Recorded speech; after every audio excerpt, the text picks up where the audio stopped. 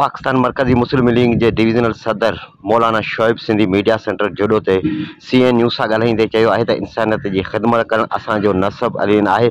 असांजी तंज़ीम बिला त फ़र्क़ इंसानियत की ख़िदमत करण में यकीन रखे थी। असांजी तंज़ीम पारां मुख़्तलिफ़ शहर में 3 वॾा मॉडर्न अस्पताल खोलिया विया आहिनि, जंहिंमें अवाम खे मुफ़्त इलाज जूं सहूलियतूं फ़राहम कयूं पियूं वञनि, जॾहिं त 2 डिस्पेंसरियूं ऐं मुफ़्त एम्बुलेंस सर्विस पिणु कमु करे रही आहे। मुस्तक़बिल में असां उमरकोट में बि हिकु वॾी मॉडर्न अस्पताल जो बुनियादु रखंदासीं, जिथे पिणु मुफ़्त इलाज जूं सहूलियतूं ॾिनियूं वेंदियूं। हुन चयो त असांजे तंज़ीम पारां थरपारकर में 3500 वाटर प्रोजेक्ट क़ाइमु कया विया आहिनि, जिथां थर जी आवाम खे पाणी जी सहूलियत मिले थी।